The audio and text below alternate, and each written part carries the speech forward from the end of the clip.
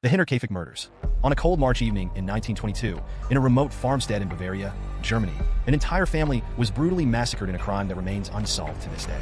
Andreas and Kazilia Gruber, their daughter Victoria, her two children Kazilia and Joseph, and their maid Maria Baumgartner were killed with a mattock, a type of agricultural tool similar to a pickaxe. What makes this case particularly horrifying is the evidence that suggested the killer had been living undetected in the farmhouse for days, or even weeks, before the murders. Neighbors reported that Andreas had told them about discovering strange footprints in the snow leading to the house, and about hearing unexplained sounds in the attic. Days before the murders, the previous maid had quit, claiming the farm was haunted. The new maid, Maria, had only arrived on the day of the murders. When the bodies were discovered, investigators found evidence that someone had been eating from the family's food supplies, sleeping in their beds, and moving about the house. Most chillingly, the youngest child, Joseph, was found to hold out handfuls of hair in terror before being killed. Despite extensive investigations, interviews with over 100 potential suspects, and decades of speculation, the murderer was never identified. The farmhouse was demolished in 1923, but the mystery of who killed the Gruber family continues to haunt Bavaria, with theories ranging from a deranged family member to a wandering psychopath, or even supernatural explanations. The Dyatlov Pass incident. In February 1959, 9 experienced Soviet hikers led by Igor Dyatlov embarked on a skiing expedition in the Ural Mountains of Russia. What happened next remains one of the most bizarre and terrifying unsolved mysteries in modern history.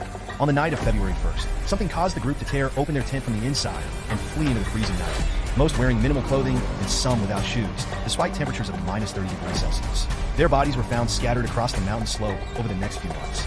The first 2 victims were found near the remains of a small fire, barefoot and wearing only underwear. 3 more bodies were found between the fire and their tent, positioned as if they were trying to return home. The remaining 4 were discovered in a ravine weeks later, and these bodies told an even more disturbing story. One woman was missing her tongue and eyes. Another had a fractured skull. Most bizarrely, despite no external wounds, one victim's body was found with extremely high levels of radiation, and another's clothing was found to be orange-brown, as if exposed to extreme heat.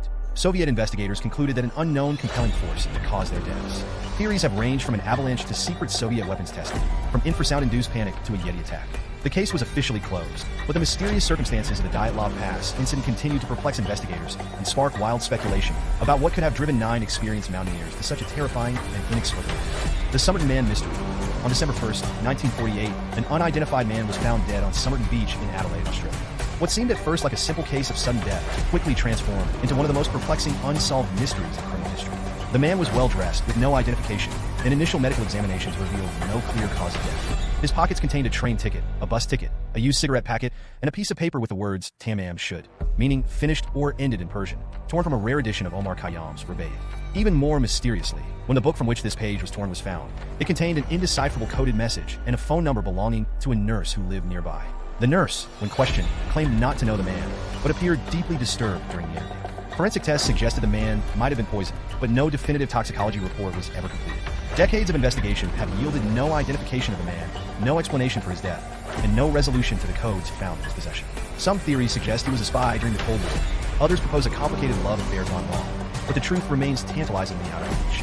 The Somerton Man has become an enduring Australian mystery, a haunting reminder of how a single unexplained death can echo through decades, leaving behind nothing but questions and a chilling sense of the unknown.